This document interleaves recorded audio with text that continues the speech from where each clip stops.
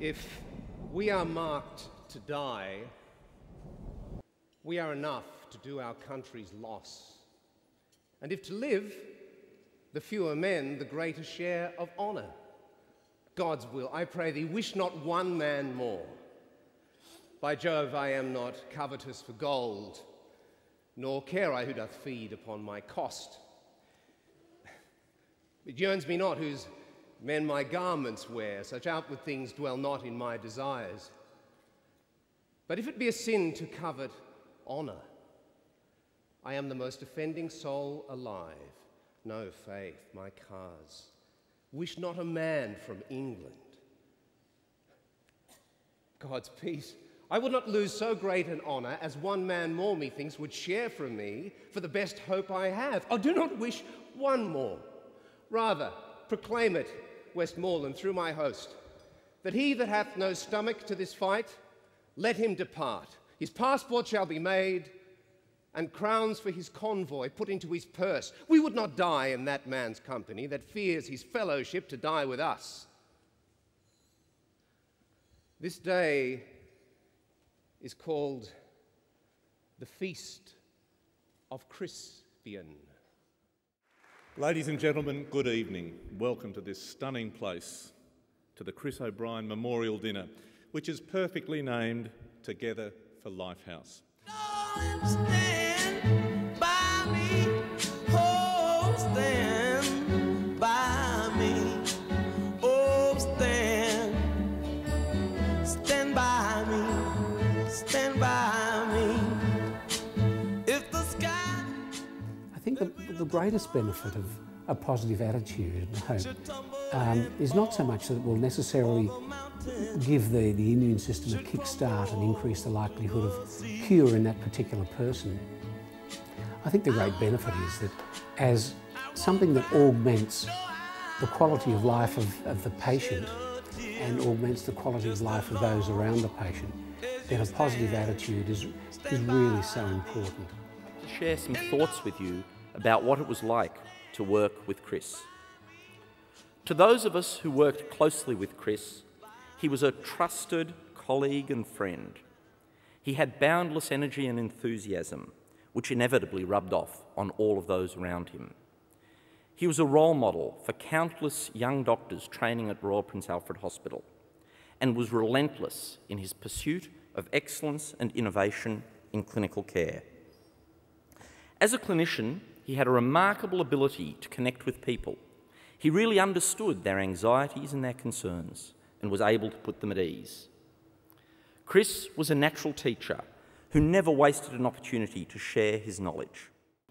This Fwe O'Brien, this man of St Crispin's Day, the man prepared to step into the breach, once more into the breach, and what he'd done in his life and what he now calls us to do. If you were here with us tonight, and I sense in my own small t theological way he is, I think you would have some things to say. But let me talk about him first.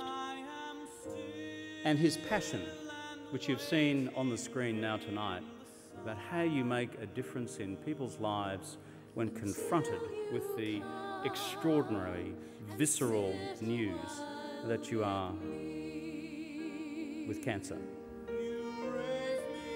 And in him you have this extraordinary combination of human talents.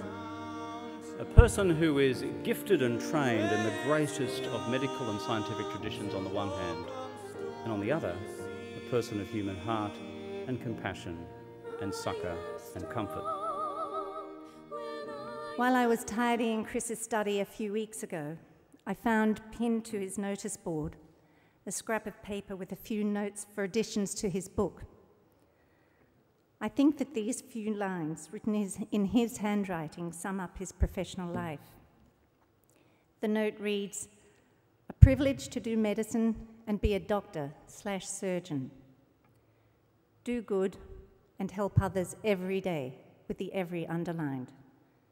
Values: kindness, tolerance, honesty, fairness, open disclosure.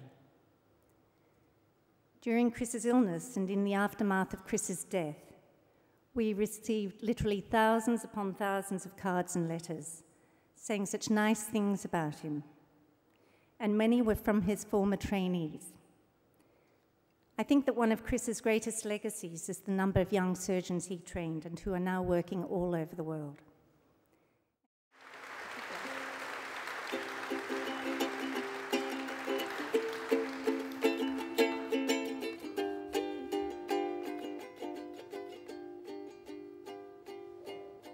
Somewhere over the rainbow,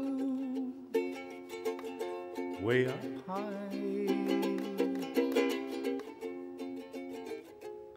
there's a land that I heard of once in a lullaby. Somewhere over the rainbow, skies are blue, and the dreams that you dare to dream really do come true. One day I'll wish upon a star, wake up where the stars are far behind me, where troubles melt like lemon drops away above the chimney tops. That's where you'll find me, somewhere over the rainbow. Bluebirds fly, birds fly over the rainbow. I'm just a positive person. I'm inspired all the time by the people around me. I'm inspired by my beautiful wife, who is so devoted and loving and caring, and who spends all her time looking after me. And I'm inspired by my children.